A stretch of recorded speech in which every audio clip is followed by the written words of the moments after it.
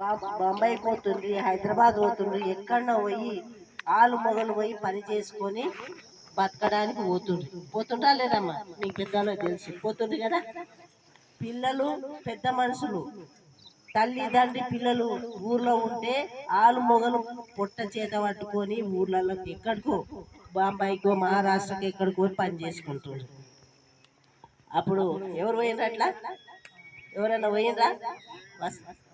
పోయినావా నువ్వు? ఏం పేరు నీ పేరు? సామెల్. నువ్వు పోయినావా అట్లా?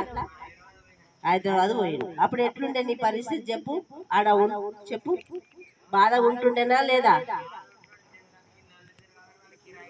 ఆడ కిరాయి కట్టాలి, మరి ఆడ పని చేయడానికి పోతే ఆటో పోవాలి, అన్ని పైసలే.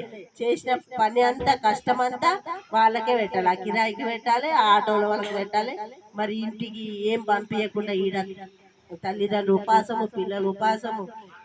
వీళ్ళ బాధ వీళ్ళకే, వాళ్ళ బాధ వాళ్ళకి. ఒక్కరి బాధ ఒక్కరు తెలుసుకునే పరిస్థితి లేదు. అయ్యమ్మకి జ్వరం వచ్చినా కానీ ఆదుకునే పరిస్థితి కొడుకుండకుండా కోడలుకుండకుండా ఆ పరిస్థితిలో మన సోనియమ్మ అందరు తెలుసా? సోనియా గాంధీ తెలుసా? ఇంద్రమ్మ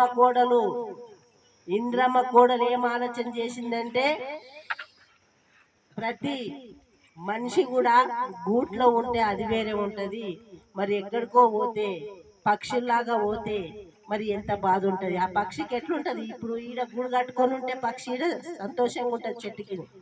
ఆ పక్షికి గూడు లేదు, ఏమి లేదు, ఆగం పోయి బతకడం అంటే చాలా కష్టం. అట్లని ఆలోచన చేసి సోనియమ్మ ఈ ఉపాధి హామీ పథకం తీసుకొచ్చింది. అంటే కాంగ్రెస్ పార్టీ తీసుకొచ్చింది చెప్పడానికి.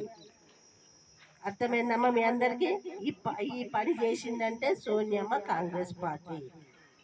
మళ్ళీ ఇప్పుడు రాహుల్ గాంధీ తెలుసు కదా మీ అందరికీ. ఇంద్రమ్మ మన్మడు మనకు 14,000 కిలోమీటర్లు నడిచిండు. కాశ్మీర్ నుంచి కన్యాకుమారి నుంచి కాశ్మీర్ దాకా నడిచిండు. ఎందుకు నడిచిండు తెలుసమ్మా మీకు? ఆయన సంసారం కోసం కాదు, పదవి కోసం కాదు. భారతదేశ ప్రజలు కష్టాలు పడుతున్నారు, ఎవ్వరు పట్టించుకోవట్లేదు. వచ్చిన గవర్నమెంట్ ప్రజల కడుపు కొట్టి వాళ్ళ కడుపు నింపుకుంటున్నారు, బగ్గా బలిసిపోతున్నారు.